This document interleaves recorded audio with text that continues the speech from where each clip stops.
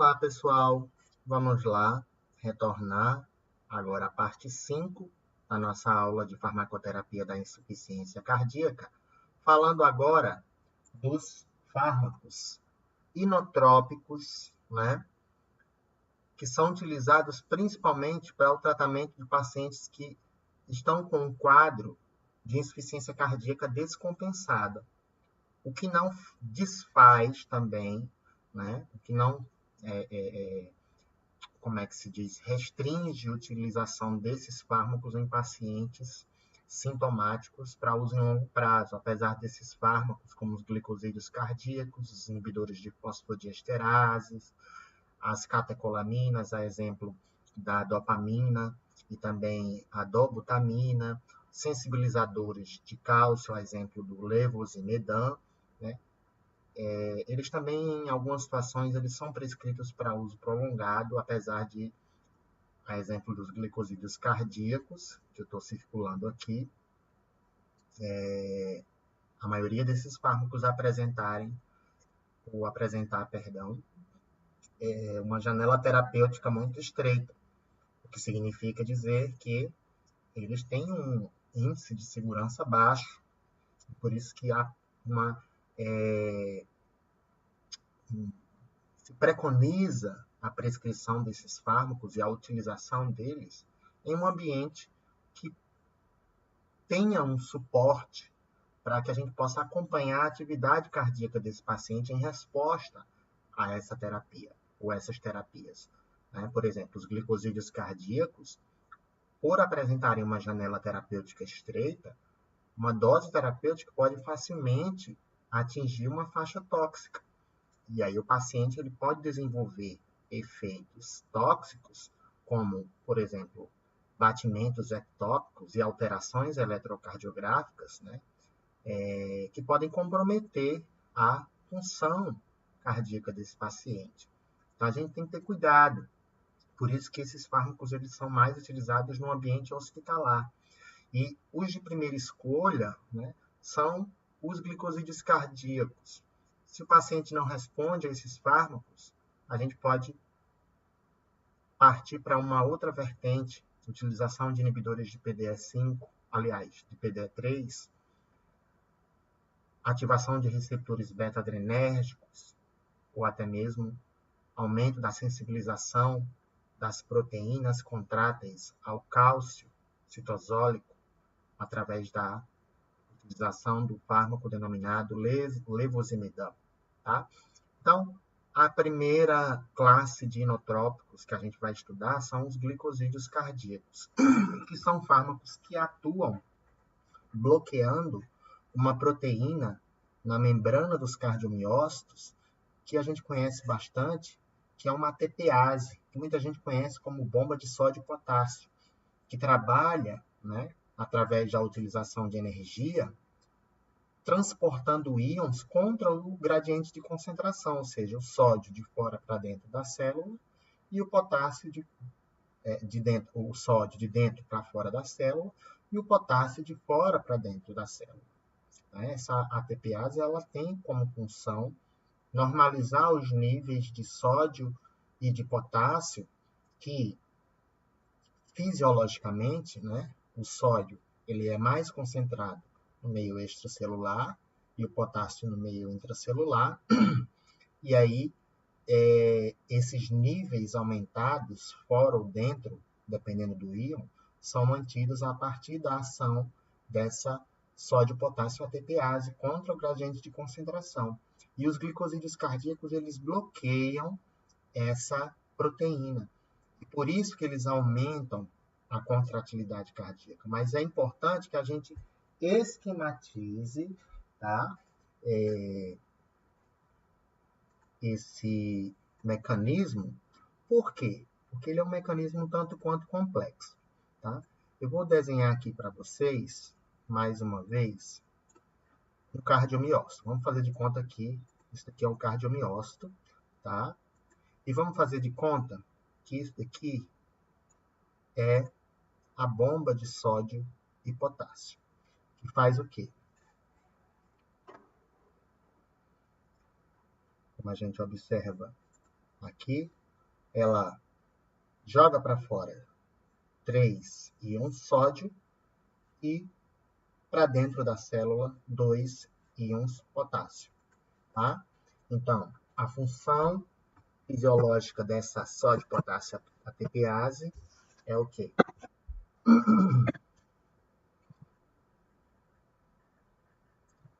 Jogar para fora 3 íons sódio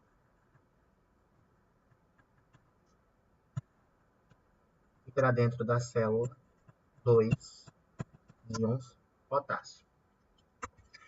Essa ATPase de sódio e de potássio, ela tem aqui uma subunidade que é chamada de subunidade alfa,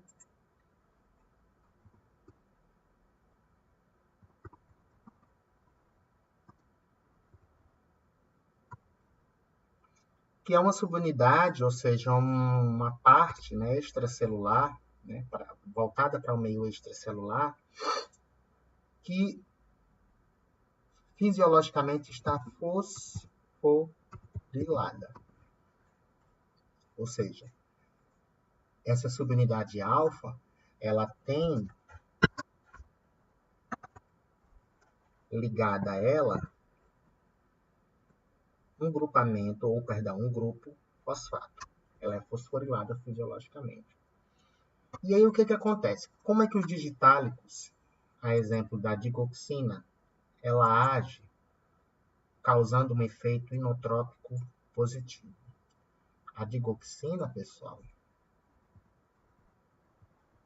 que é um exemplo de fármaco digitálico, ela faz o quê? Ela vem aqui, ela se liga nessa subunidade alfa fosforilada. Se a subunidade não estiver fosforilada, ela não consegue se ligar. Ou seja, a afinidade da subunidade alfa pela digoxina é dependente da presença ou da associação desse fosfato à subunidade alfa, tá? E aí a digoxina consegue se ligar a essa subunidade. Quando ela se liga, ela bloqueia a atividade da sódio-potássio ATPase. O que isso vai fazer como consequência? Como consequência, a gente vai ter mais sódio no citosol. Se a gente tem mais sódio no citosol, um aumento da concentração citosólica de sódio, a membrana do cardiomiócito, vou até denominar isso aqui, essa célula,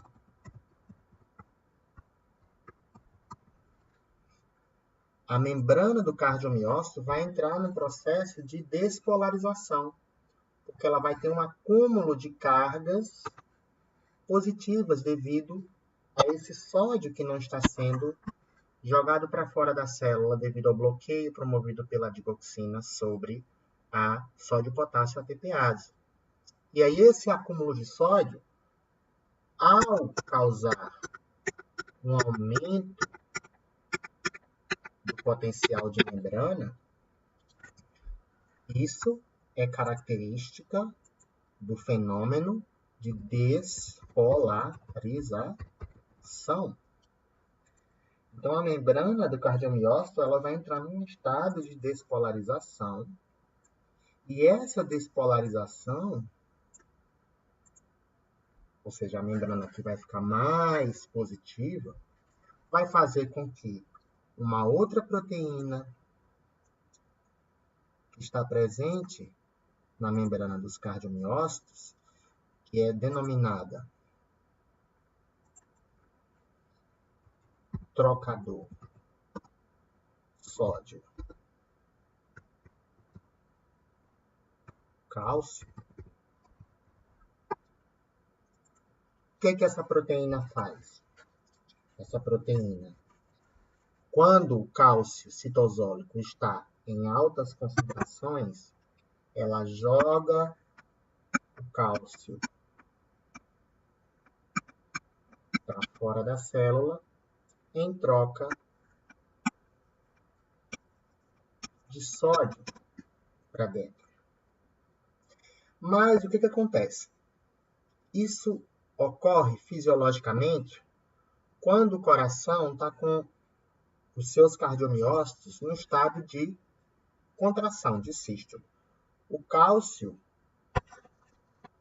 intracelular, quando ele está aumentado durante a sístole, ele precisa reduzir, né, a sua concentração intracelular, ela precisa reduzir para que o cardiomiócito entre no processo de relaxamento, para poder iniciar a diástole, que é o período de enchimento. Enquanto o cálcio estiver aumentado aqui, esse cardiomiócito ele não deixa de contrair, né? Isso falando de um cardiomiócito normal.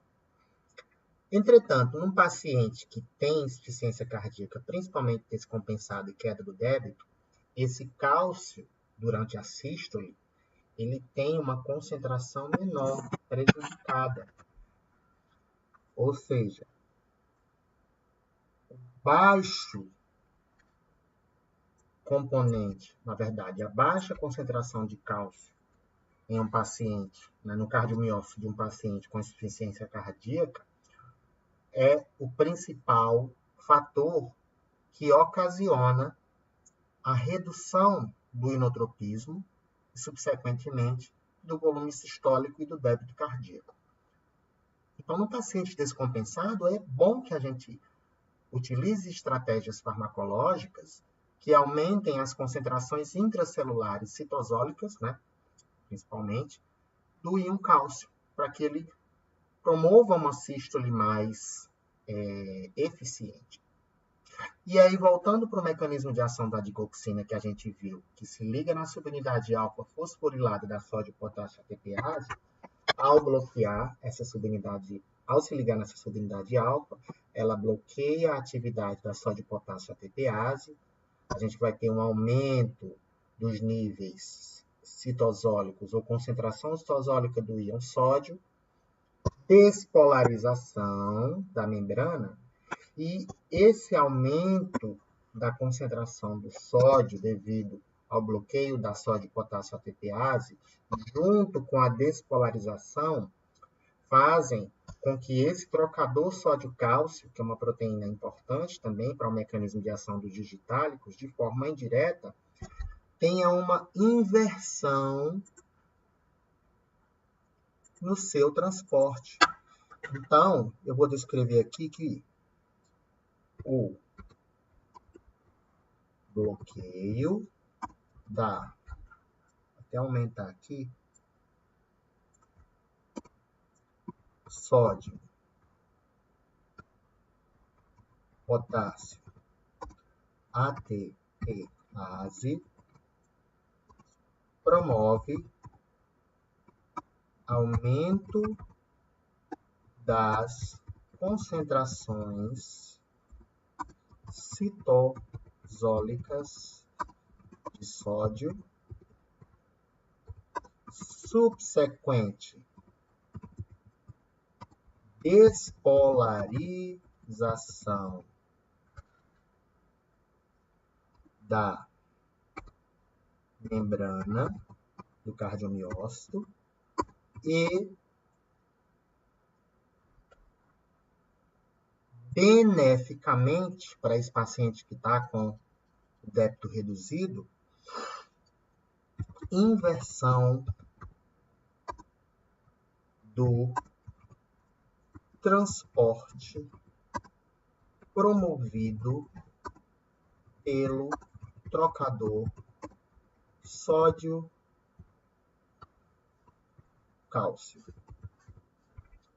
Então, esse é o efeito causado pelos digitálicos, pela digoxina, ao bloquearem ou ao bloquear a sódio-potássio ATPase. Despolarização, aumento da concentração citosólica de sódio. Então, tanto o aumento da concentração citosólica de sódio quanto essa despolarização da membrana vão inverter a função desse trocador, que antes estava jogando o cálcio para fora e o sódio para dentro, agora ele vai fazer o contrário.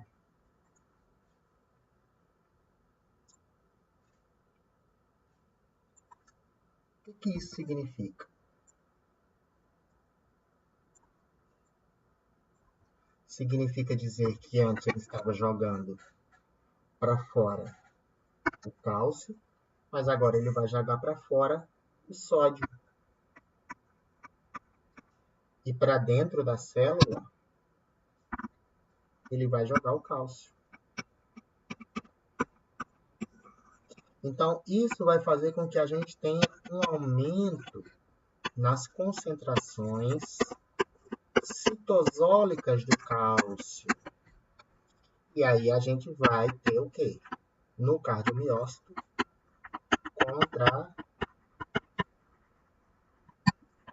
contração, efeito inotrópico, aumento da capacidade inotrópica cardíaca. Então, esse é o mecanismo de ação pelo qual os digitálicos promovem aumento da força de contração e uma sístole eficiente. E esse fármaco, quando associado, por exemplo, a um vasodilatador e também a um diurético, a gente viu naquela figura na primeira parte da nossa aula, que ao associarmos um inotrópico com um vasodilatador e com um diurético, a gente vai ter um aumento na eficiência de contração, né, por conta do efeito inotrópico desse fármaco. A gente vai ter também vasodilatação promovida pelo fármaco vasodilatador, reduzindo a pós e pré-carga e tensão sobre o ventrículo. Né? A gente também vai ter diurese e natriurese, através da utilização do diurético, fazendo com que haja uma redução do volume plasmático e, subsequentemente, da pressão de enchimento sobre o ventrículo esquerdo.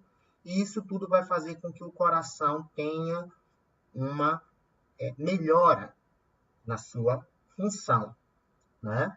Ou seja, se ele tem uma menor pré-carga e pós-carga pelo uso do vasodilatador e também do diurético, ele vai ter um volume diastólico final maior e, subsequentemente, mais sangue vai estar disponível nessa cavidade esquerda para a próxima sístole.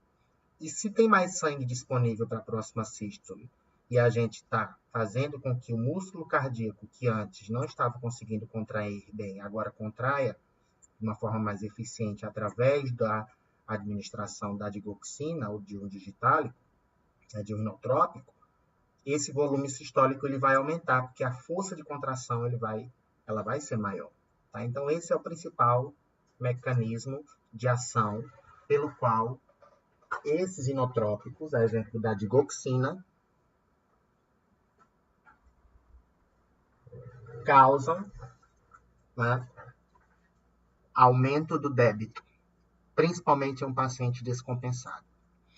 E aí a gente tem os glicosídeos cardíacos como os principais, né, os fármacos de primeira escolha para o tratamento da insuficiência cardíaca descompensada. Esses outros fármacos a gente vai falar daqui a pouco. Vamos começar a falar sobre os glicosídeos cardíacos. Os glicosídeos cardíacos, pessoal, eles são usados há mais de 200 anos no tratamento da insuficiência cardíaca. São digitálicos e recebem esse nome porque eles são extraídos de plantas da família Digitalis. Então, por isso que eles são também chamados de digitálicos. Exemplos principais, digoxina e a digitoxina, que é um fármaco mais antigo, que tem uma janela terapêutica muito mais estreita do que a da digoxina, que já tem uma janela terapêutica estreita. A digitoxina é menos segura ainda do que a digoxina, por isso que atualmente a digoxina é a mais utilizada, tá? no ambiente hospitalar, principalmente para o paciente descompensado. Eu mostro aqui, pessoal, o quê?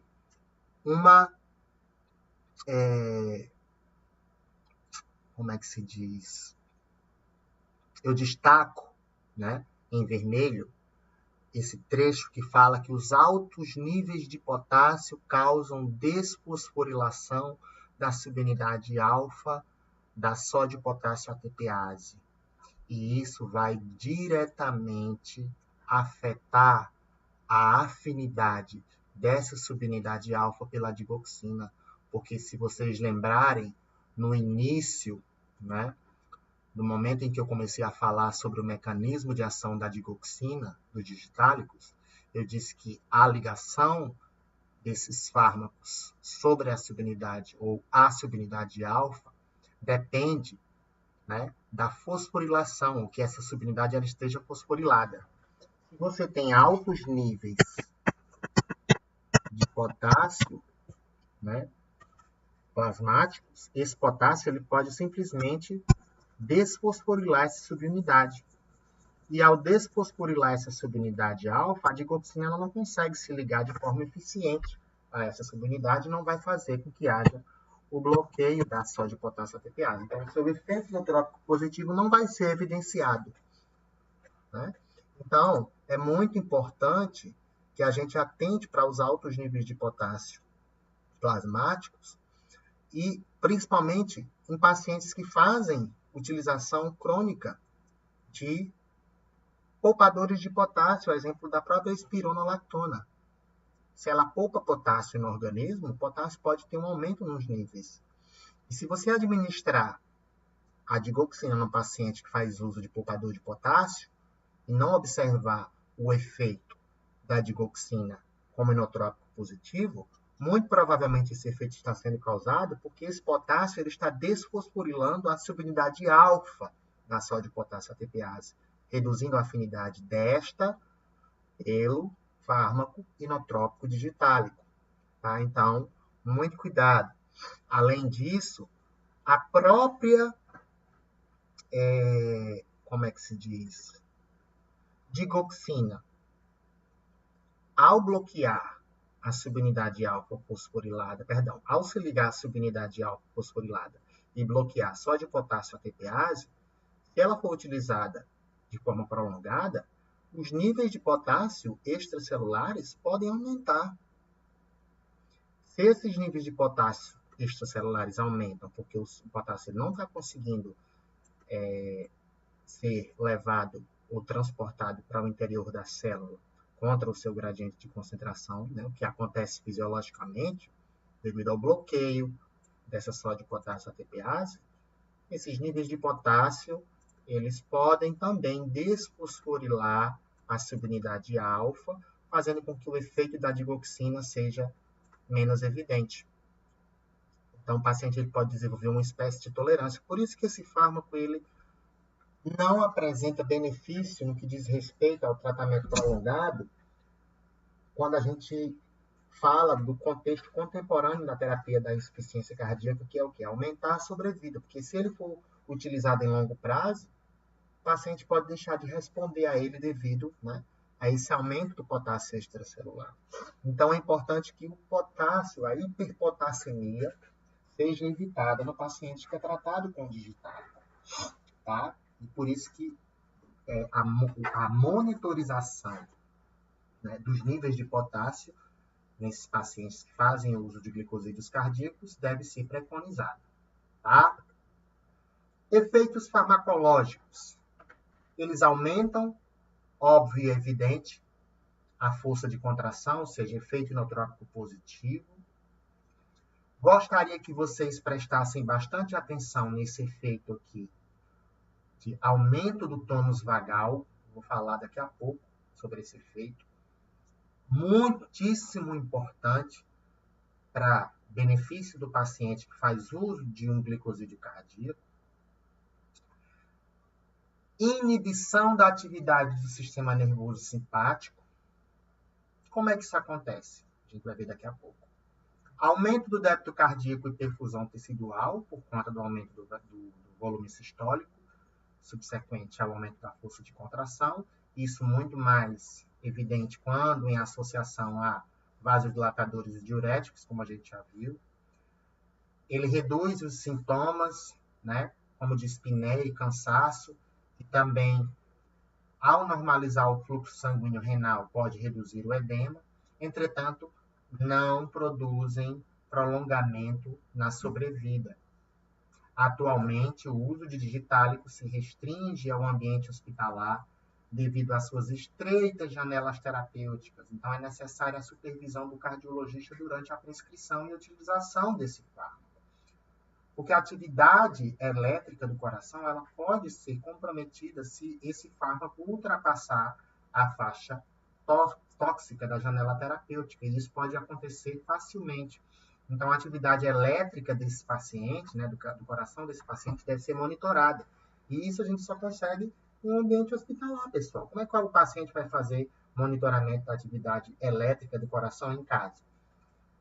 Então, é muito complicado quando o paciente não responde às outras terapias cardioprotetoras que a gente falou anteriormente, e a gente precisa prescrever para ele utilizar em casa um digitálico, né, lançando mão desse efeito adverso de causar arritmias, como batimentos ectópicos, que a gente vai ver daqui a pouco. Né? Então, o que vai ser preconizado é o quê? A normalização do débito desse paciente, mesmo ele estando em risco de desenvolver esses efeitos tóxicos. Mas vamos falar agora do aumento do tônus vagal. O que o aumento do tônus vagal causa, né, no paciente que está descompensado após a utilização da digoxina ou do digitálico? Então, eu vou apagar isso daqui para que a gente possa entender.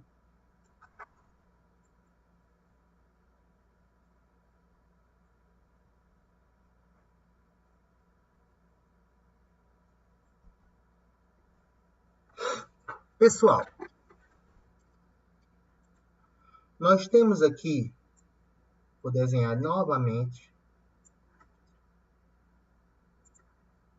vamos com bastante calma, o cardiomiócito,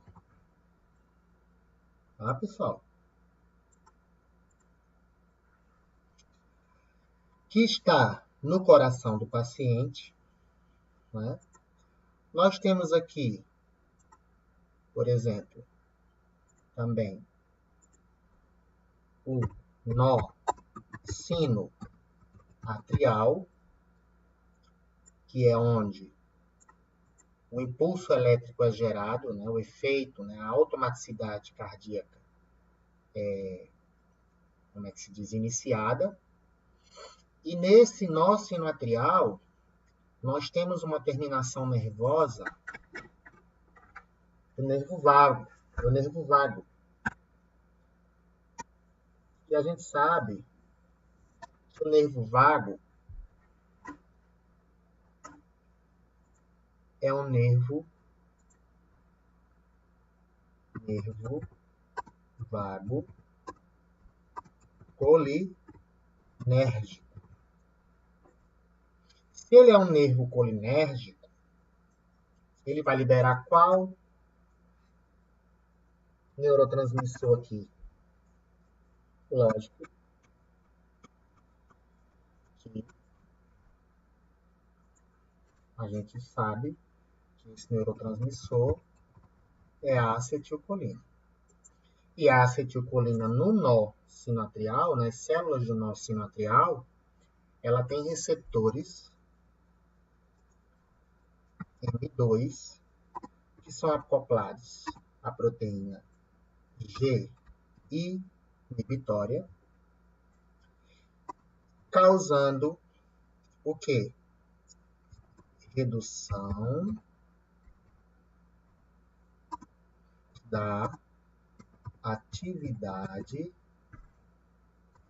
cardíaca. Isso a gente estuda lá no sistema nervoso autônomo parasimpático, colinérgico, não é? Então, onde é que eu estou querendo chegar? Eu estou querendo dizer, pessoal, que no momento que você administra a digoxina e ela bloqueia a sódio, potássio, ATPase, esse bloqueio ocorre com quem? A digoxina.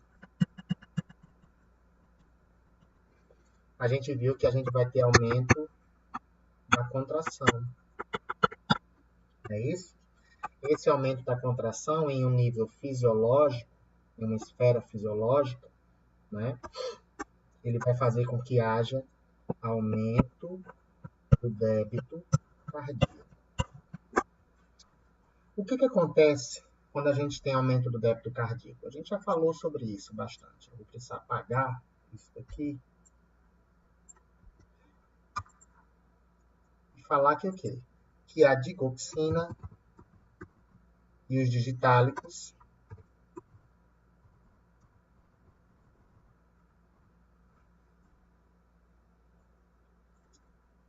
aumentam o débito cardíaco. Ao aumentarem o débito cardíaco, eles também vão fazer com que haja o quê? Aumento da pressão arterial. Ao aumentarem a pressão arterial, eles vão causar ativação de baroreceptores. E essa ativação pode causar, mais uma vez, aumento na via da noradrenalina, né, dos níveis de noradrenalina e de ângion 2. Mas o benefício de se utilizar um digitálico é que ele aumenta o tônus vagal. Ele aumenta o tônus vagal por quê?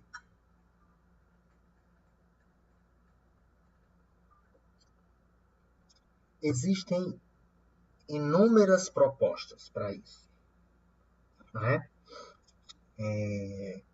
Uma delas é de que a digoxina ela bloqueia a sódio, potássio, ATPase nos cardiomiócitos, e a gente viu que isso vai aumentar o cálcio intracelular nos cardiomiócitos. E vai haver o quê? Efeito inotrópico. Mas não é tão comprovado.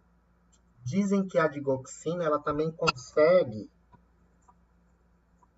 bloquear a sódio, potássio, ATPase que está presente na célula do terminal neural vago, do nervo vago, e se ela bloqueia essa sódio, potássio, ATPase aqui, vai aumentar.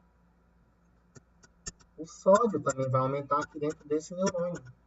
Se aumenta sódio, o neurônio despolariza.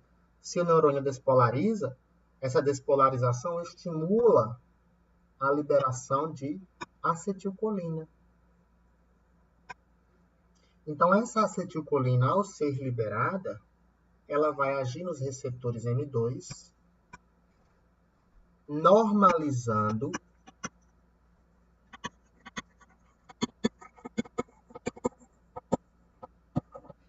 a frequência cardíaca aumentada, característica desse paciente descompensado, devido à queda do débito e da pressão. Tá? Então, dizem que esse mecanismo é muito importante para que a gente tenha, né, devido ao aumento do tônus vagal, a normalização da frequência cardíaca e redução desse sintoma, né, oriundo da queda do débito e pressão arterial. E também muito importante para reduzir o quê? As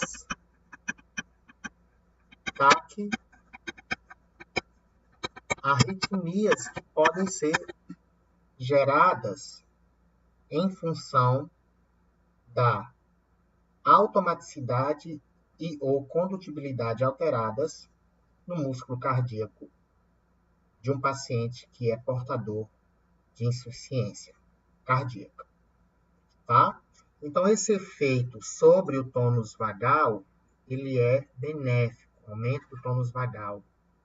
Se ele aumenta o tônus vagal, indiretamente, vai haver o quê? Inibição da atividade do sistema nervoso simpático sobre o coração.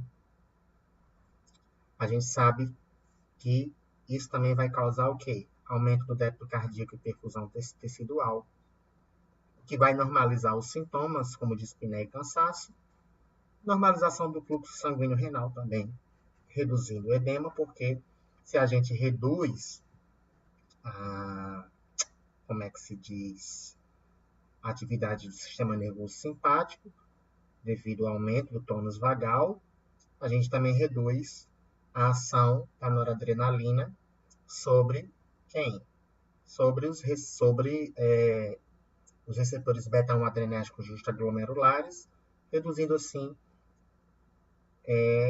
a liberação ou a produção de angiodose e de aldosterona. Então, aquele círculo vicioso ele vai ter uma redução. Então esses glicosídeos cardíacos eles são muito legais, são muito benéficos, né? Até certo ponto, pessoal. Porque eles podem causar todos esses efeitos desejáveis em um paciente descompensado, né? Mas, ao mesmo tempo, deve haver sempre o controle do ritmo cardíaco através de eletrocardiograma para se evitarem arritmias. Porque os digitálicos têm como efeitos tóxicos ou adversos também a promoção do bloqueio atrioventricular. Eles podem bloquear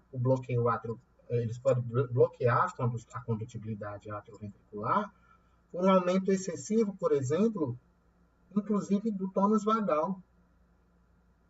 Ao aumentar a atividade cardíaca, eles podem causar uma pós-despolarização, né, que a gente chama de despolarização ectópica, e isso pode ser observado através do eletrocardiograma do paciente como um bigeninismo,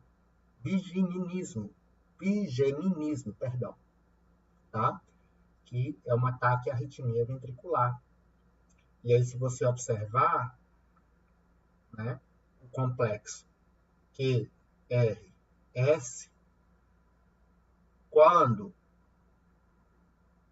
apresenta no eletro uma onda subsequente, a gente diz que essa onda é uma onda anormal, pós-potencial de ação, tá? E é uma onda que causa um batimento ectópico. Os efeitos adversos também podem incluir vômito, alterações visuais, ou seja, pode ser que esses digitálicos tenham um efeito central, né, causando alterações visuais no paciente. Pequeno índice terapêutico que a gente conhece lá da farmacodinâmica, como o quê? Índice terapêutico nada mais é do que a razão entre a dose letal média pela dose eficaz média, tá? E aí, esse índice terapêutico, como é que se diz, reduzido, é um indício de que esse fármaco ele pode causar muito facilmente toxicidade, tá? Como é que a gente trata um paciente intoxicado com digitálico? Primeiro, a gente tem que analisar a sintomatologia, né? Através da análise do eletrocardiograma, né? Formação dessas ondas, dessas pós-despolarizações ectópicas e bigeninismo, tá? Alterações visuais, náusea e vômito. E a gente pode tratar o paciente com KCl venoso. Isso é lógico, porque se o KCl é administrado no paciente, os níveis de potássio vão aumentar. Se o nível de potássio aumenta, a gente sabe que esse potássio pode desfosforilar a subunidade alfa da sódio-potássio ATPase, como a gente já viu, isso pode diminuir a afinidade da sódio-potássio ATPase pelo digitálico, ou tratar o paciente com antiarrítmico, que é a lidocaína, né? Uma outra coisa que a gente pode fazer, se a intoxicação ela for realmente severa, rapidamente administrar uma substância que é um anticorpo seletivo para esse fármaco, que é quem? O FAB. O FAB ele se liga ao digitálico e forma um complexo impedindo que ele cause o quê? Que ele se ligue à subunidade alfa-fosforilada da sódio-potássio ATPase. Então, são essas duas principais estratégias são utilizadas para o tratamento da intoxicação digitálica, que deve ser monitorada de acordo com a atividade cardíaca, principalmente com essa sintomatologia do paciente, tá?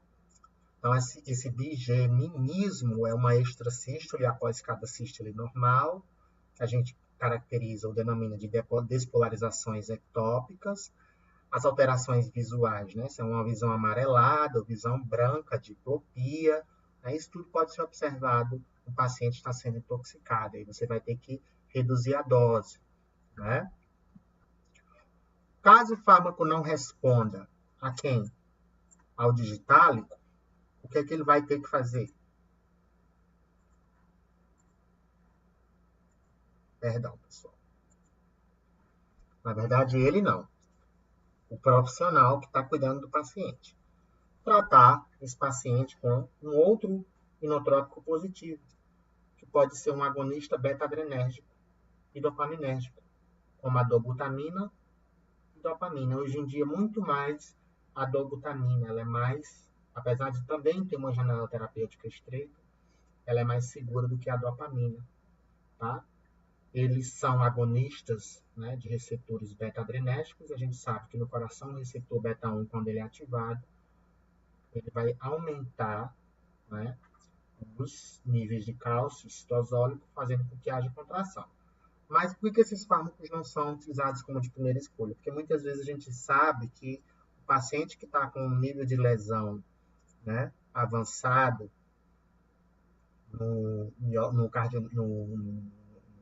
miocárdio, devido à insuficiência cardíaca, tem infrarregulação do receptor beta. Então, muitas vezes ele pode não responder a esses inotrópicos agonistas beta-adrenérgicos, tá, pessoal?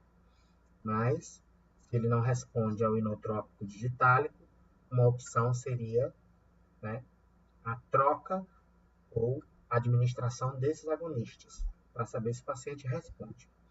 Tá? Os usos clínicos da dopamina em baixas doses, ela promove vasodilatação, porque ela causa o quê? A ativação de receptores dopaminérgicos D1 e D2 vasculares. São receptores que causam vasodilatação. Quem tiver interesse, eu posso depois passar um material para vocês entenderem como é que a ativação desses receptores vasculares causam vasodilatação. E aí, em baixas doses, a dopamina ela pode reduzir a pré- e a pós-carga ventricular esquerda, e a gente sabe que isso é bom.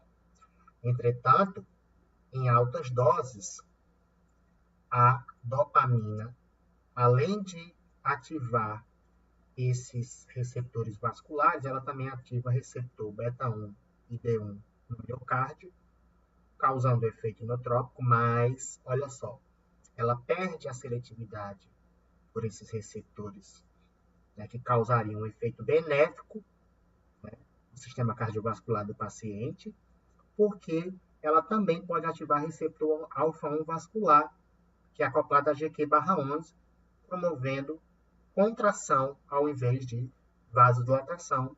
E aí, por isso que ela foi substituída pela dobutamina. Então, a dopamina ela é utilizada para pacientes, né, na verdade, esses agonistas beta-adrenérgicos e dopaminérgicos são utilizados em pacientes com insuficiência cardíaca que não respondem, por exemplo, a outros inotrópicos, a exemplo dos digitálicos. E a dobutamina, geralmente é administrada numa mistura racêmica, ou seja, os dois isômeros são presentes, né, na mistura racêmica, e em infusão intravenosa, ela pode ativar receptores beta-1 e D1, causando que aumento do débito e redução dos sintomas, mas ela também pode causar tolerância se administrada por mais de 4 dias. Então, o paciente ele pode não responder mais à dobutamina, e aí ela é substituída, por exemplo, por inibidores da fosfodiesterase 3. E aí é onde a gente entra agora nessa terceira classe de inotrópicos positivos, que são fármacos que inibem a fosfodiesterase dos cardiomiócitos. E aí eu preciso explicar esse mecanismo para vocês.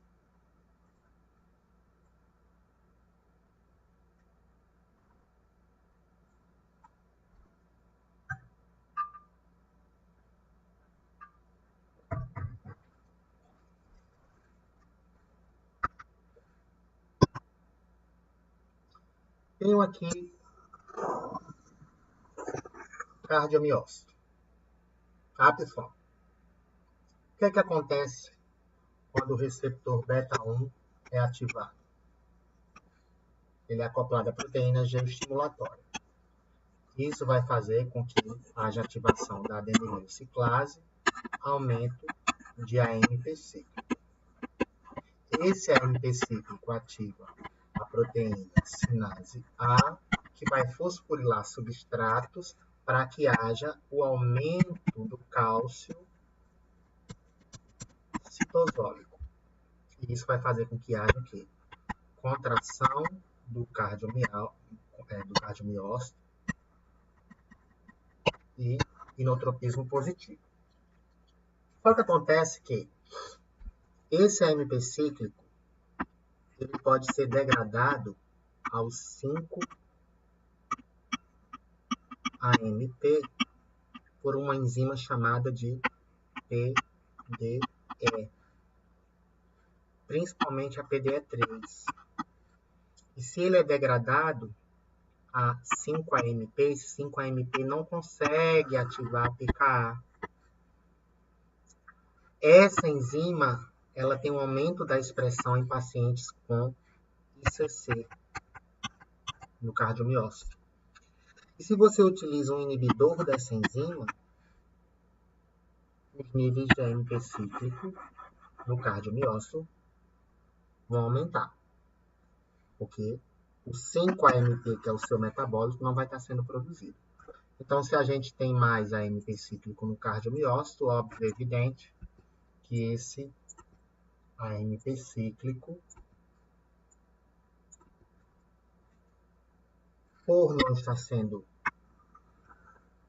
metabolizado, ele vai ativar mais a PKA e vai aumentar a contração. Então, esse é o mecanismo principal pelo qual os inibidores da fosfodiesterase podem causar, como é que se diz, aumento da contração nos cardiomiócitos. Um exemplo de fármaco é a milrinona, tá?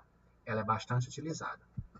Um outro efeito que a gente vê aqui, que esses inotrópicos positivos da classe dos inibidores da fosfodiesterase, eles agem tanto sobre os cardiomiócitos, quanto também sobre as células musculares lisas vasculares, que também, né, apresentam como mensageiro intracelular o AMP cíclico, e esse AMP cíclico, quando aumentado, ele causa vasodilatação. E isso ocorre principalmente porque, professor, como é que isso é justificado? No coração, o aumento do AMP cíclico causa contração, mas no vaso, o aumento do AMP cíclico causa relaxamento dessa célula muscular lisa. Acontece, pessoal, que esse AMP cíclico que é gerado no cardiomiócito, ele ativa a proteína sinase A e faz o quê? Ela é direcionada à ativação de canais de cálcio nessa célula e ao bloqueio de canal de potássio. Então, o cálcio vai entrar e vai fazer contração. Entretanto, o AMP cíclico aumentado na célula muscular lisa vascular, ela faz o contrário.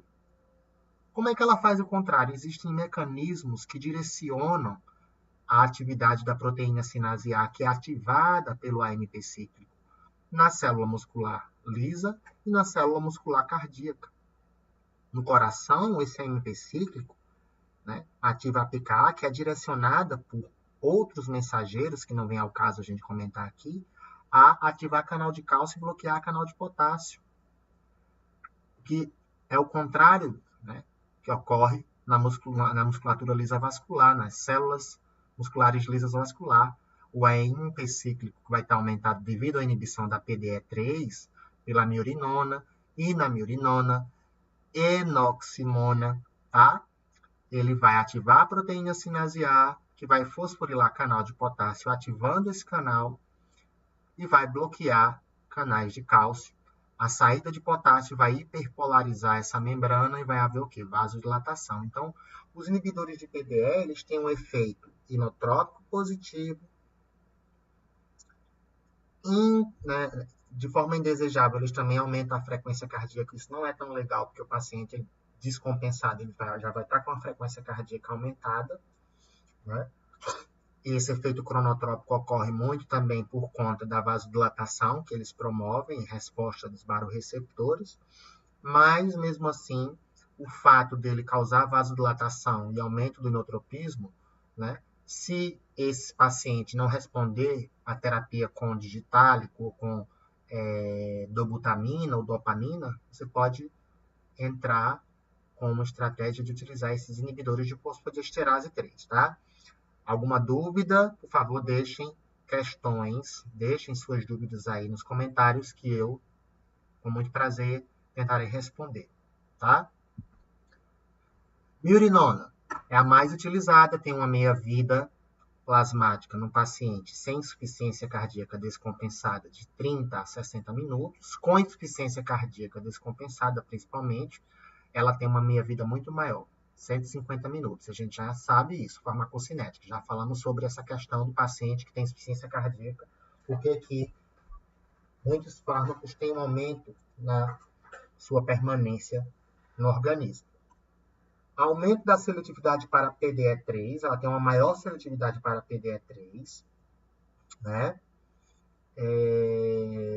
E essa redução da meia-vida faz com que, no paciente que não está com o débito muito baixo, os efeitos adversos eles sejam mais raros. A inanrinona ou inanrinona tem uma meia-vida de 2 a 4 horas no paciente sem comprometimento significativo do débito. Com comprometimento significativo, a meia-vida aumenta para 12 horas. Isso faz com que haja aumento dos efeitos adversos, né? Eles podem durar mais. E aí a gente também pode necessitar, dependendo, né, se o paciente está com um quadro de sintomatológico exacerbado, de uma dose de ataque, né? Esses fármacos também têm uma janela terapêutica estreita no sistema cardiovascular. Próxima classe de fármacos, sensibilizadores de cálcio, como o levosimedan. Aqui a gente tem o quê? Como é que se diz? O cardiomiócito. E aqui tem a célula muscular lisa vascular, tá? O próprio desenho já está mostrando as duas células-alvo que o levosimedan, que é um sensibilizador do cálcio, pode atuar. Então, a princípio, ele tem um mecanismo de ação triplo. Tá aqui em inglês, mas eu vou traduzir para vocês, tá? Então, o triplo mecanismo de ação do levosimedan faz com que ele, primeiro, ative canais de potássio sensíveis ao ATP nas células musculares lisas vasculares. Então, esse canal de potássio sensível ao ATP na célula muscular lisa do vaso, ele vai ser ativado, potássio vai sair, hiperpolariza essa membrana, a célula do músculo liso vascular vai relaxar e a pressão arterial vai reduzir, reduzindo a pré e pós-carga, tá? Resultando na redução das correntes de cálcio, pralicitosol e vasodilatação. Próximo mecanismo, adicionalmente, ele exerce um aumento na sensibilização das proteínas contráteis, né, ao cálcio.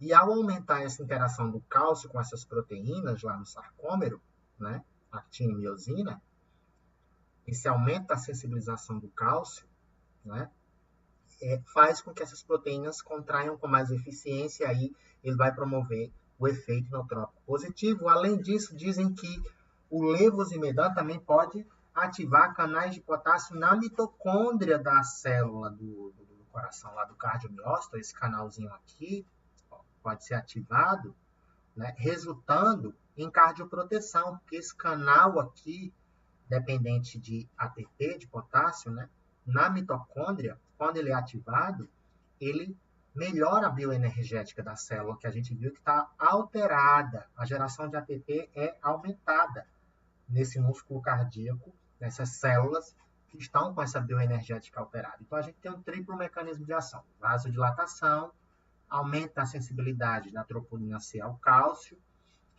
a ativação de canais de potássio sensíveis ao ATP na mitocôndria, normalizando o quê?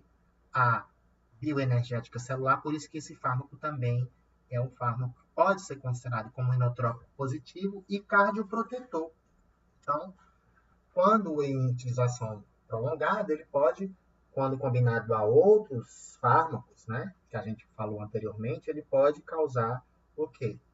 Aumenta a sobrevida. É uma exceção na classe dos inotrópicos, né? A cardioproteção que o levosimendan pode promover.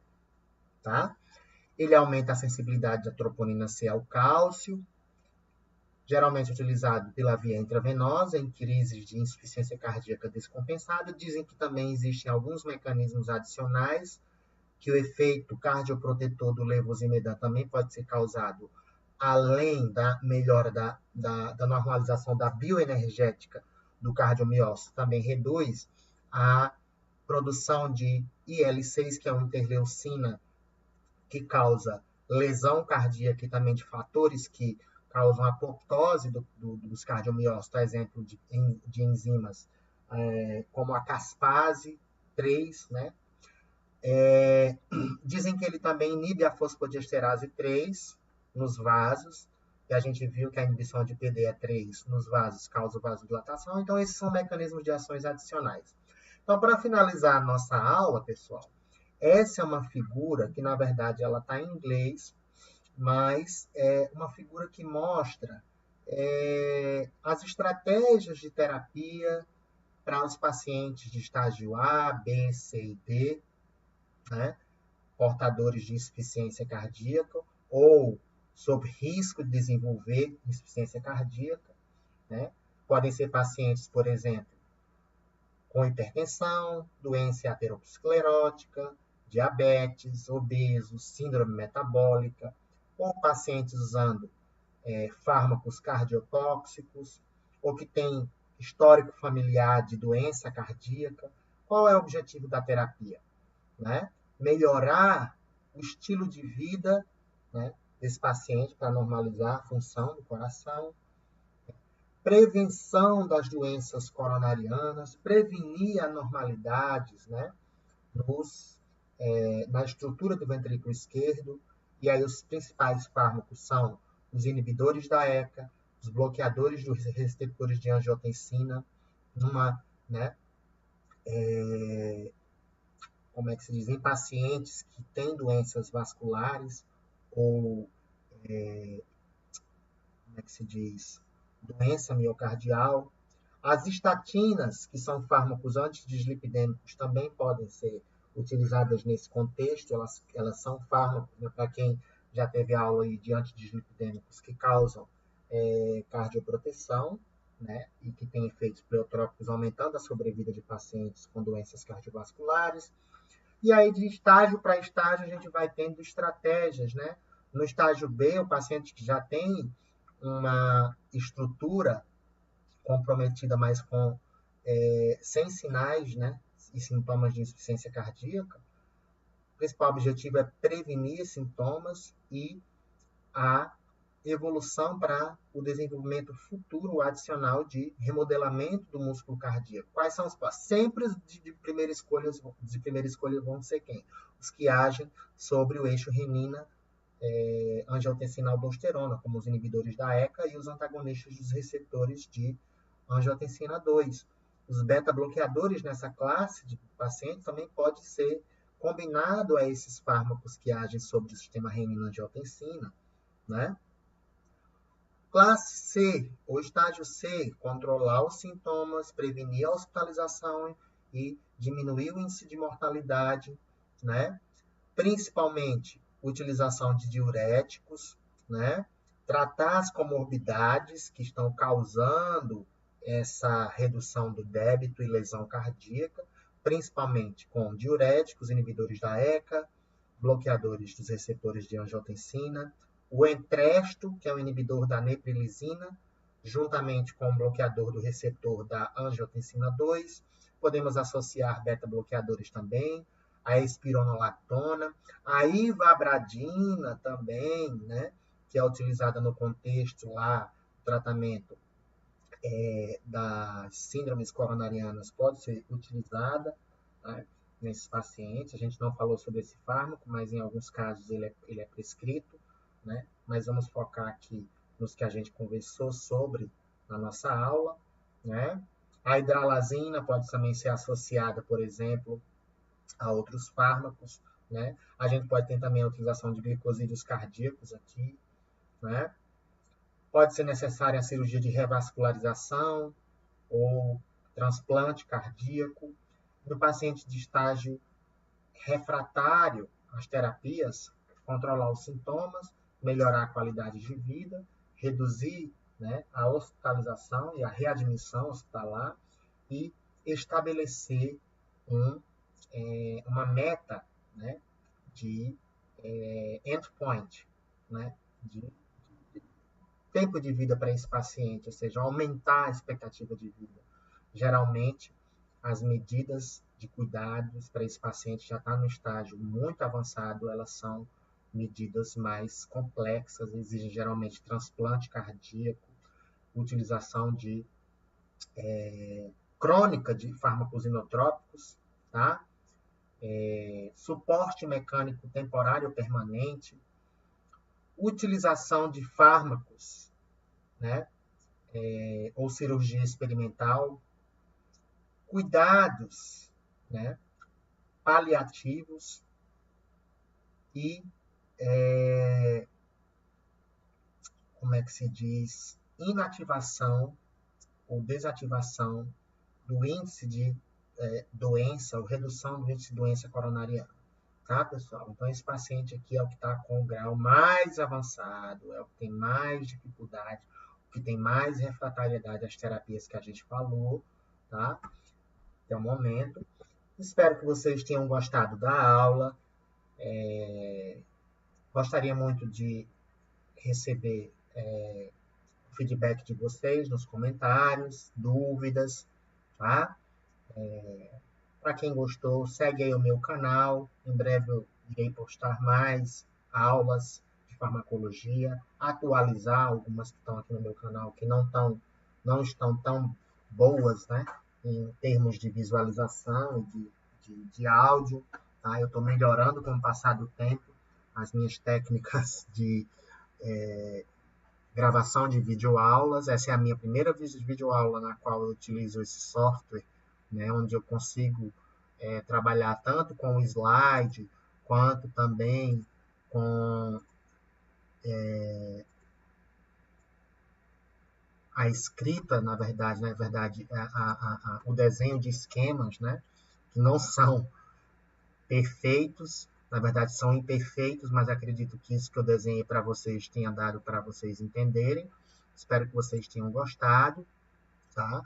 E a gente finaliza aqui a nossa aula de intervenções farmacológicas na insuficiência cardíaca. Muito obrigado pela atenção de vocês e até a próxima.